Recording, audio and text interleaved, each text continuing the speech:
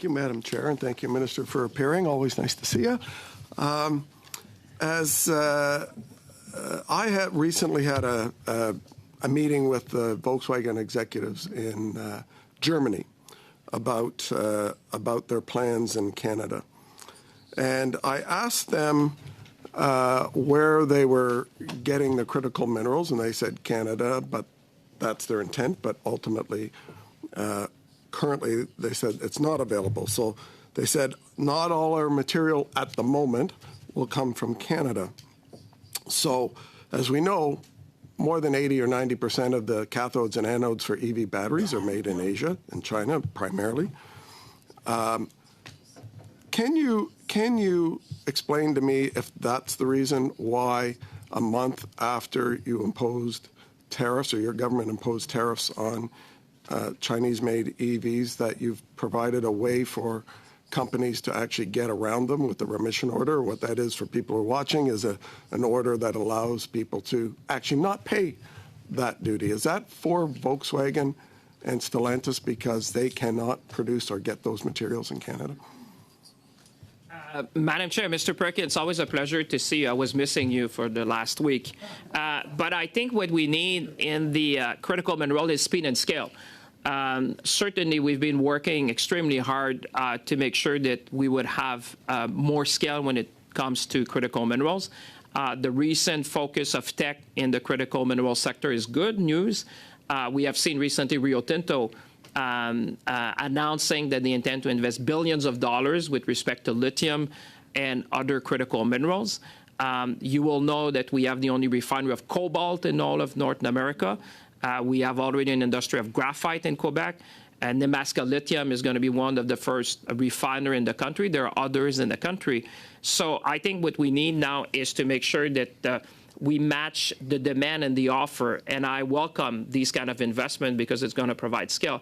To your other question, just on the exemptions, if I may, just on the exemption for folks who are watching at home, it is quite standard when you have tariffs that are imposed that you have what you call remission order exemption to support our small and medium-sized businesses in very exceptional cases. But I would say, having been in touch with the leaders of Volkswagen and Stellantis about their plan, this is not an issue that we discussed. Their focus is about making sure that their plan will be opening and that they can supply the North American market. Will they be eligible for the remission orders? Listen, I've not seen all the detail, but I can tell you none of them have been asking me for any kind of exemption when it comes to that. You went through potential new critical mineral production.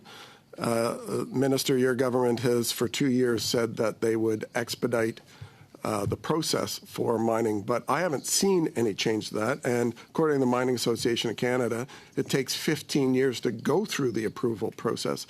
So are we going to have 15 years of bureaucracy and delay on critical minerals, which means 15 years of parts from China for these plants? Well, I know, Mr. Perkins, you would read the federal budget very carefully. I know you're a man who likes to study documents carefully. You would have seen that we have even created a group to expedite the permitting. But I would say you don't need to take it from me. Take it from the Sea of Rio Tinto. Investing billions of dollars to make sure that we would provide scale when it comes to critical minerals is the best message you can send. It's a big vote of confidence. By the way, the investment that Rio Tinto is proposing to make in Canada is the largest in the history of Rio Tinto since they bought Alcan, which Monsieur Martel will know well because he has a plan in his writing, and I used to have one in my writing. So I would say them, and I just met with the Sea of Tech, just so to comfort you.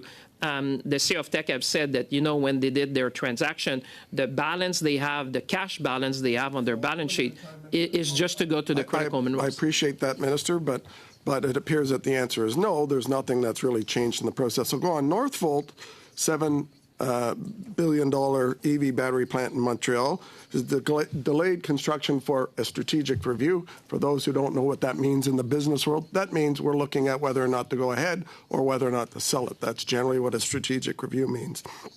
Umicore, 2.7 million component plant in Kingston, Ontario, has halted construction. Ford's $1.8 billion EV expansion in Oakville has been scrapped to make pickup trucks. Ford lost $1.3 billion in the first quarter of this year on EVs. They estimate they're going to lose $5 billion this year.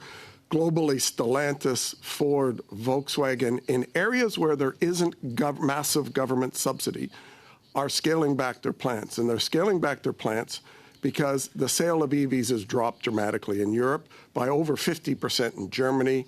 In Canada, we're only at 11%. So are you, and is your government still going to proceed with these plants when it's clear that people in the market aren't buying them, and there's 100,000 EVs in inventory in Germany alone that can't be sold? Well, I think, Mr. Perkins, you should rejoice. I mean, Canada has attracted the single largest investment in Canada's history by one single company of Honda, $19 billion. Volkswagen has decided that their largest gigafactory outside of Germany will be in Canada.